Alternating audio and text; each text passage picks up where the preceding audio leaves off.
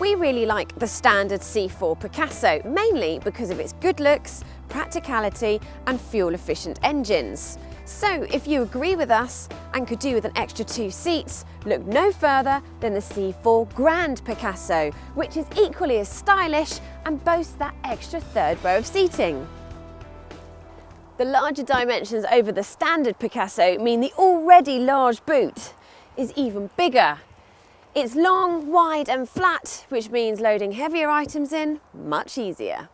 Fold the seats down to create a van-like space, perfect for carrying lots of cargo or ferrying the first child off to university. Let's go back a few years though, and the children are still quite small. A real coup about this car is how easy that 3rd row is to operate. All you have to do is this. I'll go and try it out.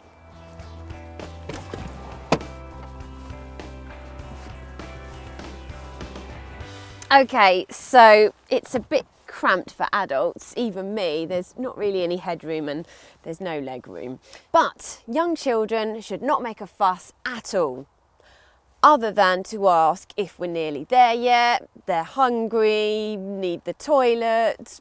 Apart from that, the space is fine. Oh, that's quite a relief. If you're lucky enough to sit in this row, you could be kind and move your seat forwards to give the child behind you a little bit of extra leg room, and you get your own picnic table, which is sturdy enough even for the hungry eater. And if you're lucky or unlucky, I'm not sure which, to have triplets, you get Isofix in each one of these seats. Focusing on style again, the contemporary design extends to inside, where this beautiful dash is a work of art. In fact, so much so, Matt thinks it deserves a place in the Tate Modern. I'm not sure about that, but it is rather swish. The coolest feature has to be the fact that you can personalise the screen with your own picture. For example, your other car, or cars. Tech overall is good because all cars come with digital DAB radio, climate control and Bluetooth. On the road then, how does it compare with a standard C4 Picasso? Well, your biggest fear could be the extra weight. It means it burns more fuel. Actually, it's one of the cheapest 7-seater MPVs to run because it's one of the very few that boast sub 100 grams per kilometre of CO2 emissions, resulting in free road tax and miles per gallon figures over 70.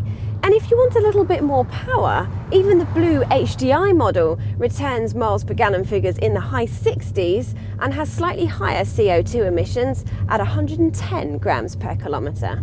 More glowing qualities it shares with its slightly smaller counterpart include being very safe. It's kitted out with lots of airbags, and safety systems such as lane departure warning and blind spot monitoring enhance its safety credentials further.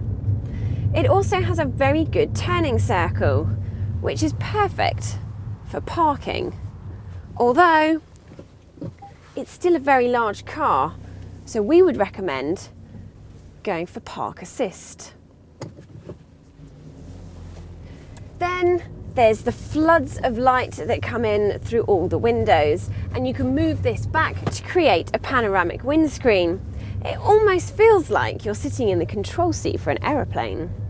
Comfort and stability is very much the same as the standard C4 Picasso. It's a good cruiser and copes with undulations in the road well. But if you would like something a little bit more fun to drive, then the Ford S-Max may suit you better.